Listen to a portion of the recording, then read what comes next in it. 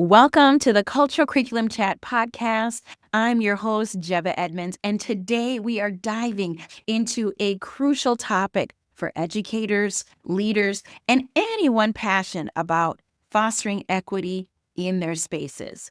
Inclusive team building. In this episode, we will break down barriers to inclusion and provide you with a practical step-by-step guide to building teams where everyone feels valued, respected, and empowered. So, why inclusive team building matters? You might be asking me, okay, Jeb, in 2025, why are we still talking about how to build effective inclusive team building? And it's all about building those significant relationships, building it in our schools, our workplaces, and our communities. Inclusive team building goes way beyond the surface level activities. A lot of us educators only stop after the first 6 weeks. We feel like we've built a classroom community, but then things come up and stuff comes up that are out of our control, but then there's some hiccups in it with how do we respond to certain types of dialogue? How do we respond to certain types of behaviors?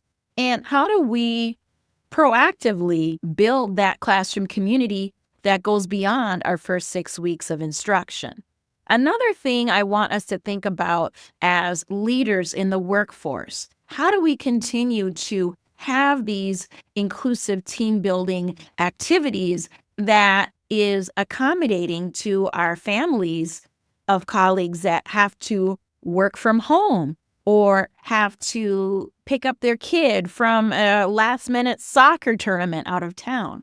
So there's so many of these options that I want you to really dive into thinking about and going above and beyond what has been the typical way of community building, okay? And with that being said, by going above and beyond your typical community building, you will improve collaboration. You will also improve innovation. When more diverse people are in our workforce, they are feeling that they can create and bring things to the collective group without being shunned, dismissed, or even ignored. And that also enhances our trust and communication. Once you get to know each other beyond the surface level, you can have those type of courageous conversations with each other. And that also enhances communication of understanding how our colleagues are as individuals. Maybe some things that we talk about with our Clifton strengths and what we still are working on as individuals will also enhance our communication. That also leads to better outcomes for working in the classroom settings. Understanding your students' strengths and what they need to work on improves their overall well-being. And I want you to think about a team member who may be struggling. Maybe they are struggling with public speaking, but they really have a good grasp on what that project you're working on as a team. Maybe you might want to step up and share what the collective group has created together. Also, as an educator, a lot of our students have insecurities about reading out loud in the classroom. Maybe what we used to do in my class is phone a friend. And if you remember that old show, Who Wants to Be a Millionaire, I would say, okay, phone a friend who would want to read out loud for you. But then once they do read out loud for you, you have to answer the first comprehension question out loud from the class. So that way they still have to pay attention and still share their voice collectively in the classroom. Some common barriers to inclusion. We all have to understand in this human experience, we all carry our own implicit biases, and we also carry microaggressions from those attitudes of what we grew up with.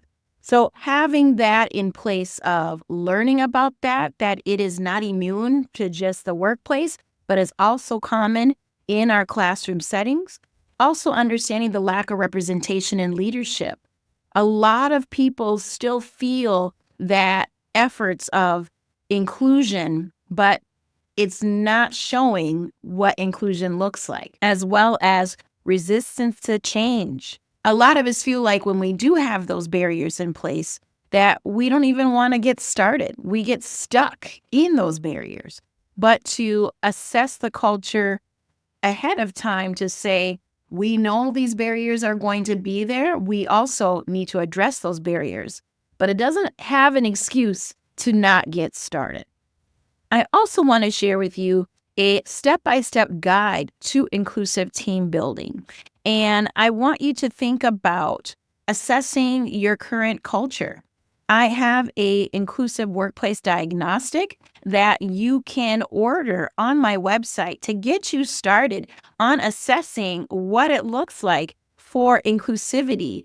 And it talks about leadership, you as a staff. And the neat thing is, I can even walk you through as a directed service of how to interpret that inclusive workplace diagnostic. And there'll be more information in the show notes of how to get started. So you need to assess the current culture. You need to also define your core values and your goals. As a classroom teacher, you have your own teacher philosophy, but does that align with your current classroom community that you have? That's another question you can think about. Fostering that open communication with our families, having those regular check-ins, educators, even sending a celebration email. It doesn't always have to be negative communication with our families. And in your workforce, having those regular check-ins, those open town hall meetings that are not necessarily on the calendar will go a long way, providing your staff with the investment of inclusive workplaces, hiring practitioners like yours truly to get you started and having those facilitation in place of working to get that goal of inclusive team building.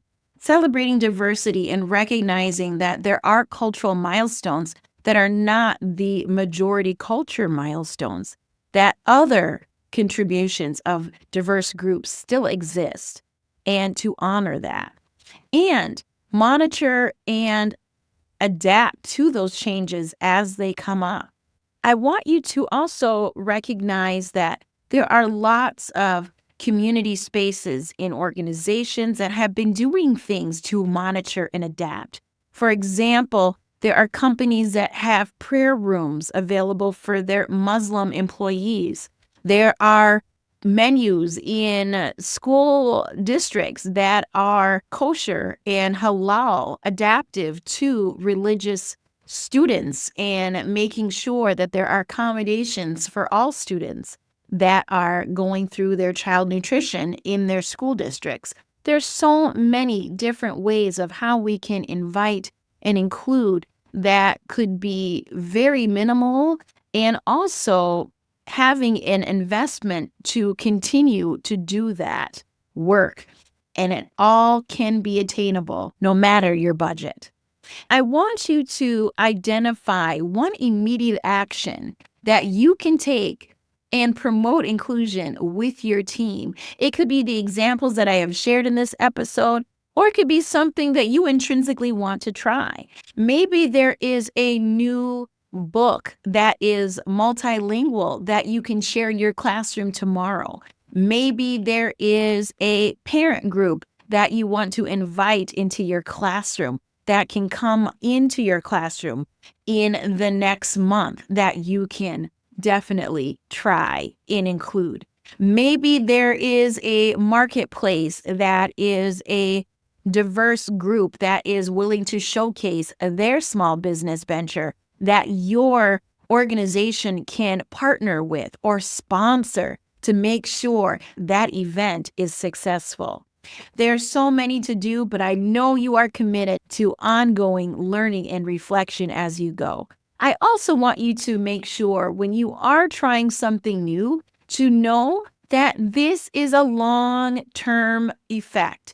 It's going to take time, and there's going to be bumps on the road. And just trust in the fact that you are doing your best and you are getting started. And that's what I want you to continue to do. Thank you so much for tuning into today's episode of the Cultural Curriculum Chat podcast and Mrs. Edmunds Cultural Corner on my YouTube channel. So remember, by breaking down barriers and fostering inclusion, it isn't a one-time effort. It's an ongoing journey. And I want you to implement these steps, and you will not only strengthen your team or your classroom, but you'll also create lasting and meaningful change. If you found this episode helpful, be sure to subscribe and share it with others who are passionate about inclusion. And don't forget to download our free guide, Top 10 Strategies to Promote Diversity, Equity, and Inclusion and Belonging in Your Classroom for even more actionable insights. Until next time, stay inspired and keep building inclusive communities. Bye-bye now.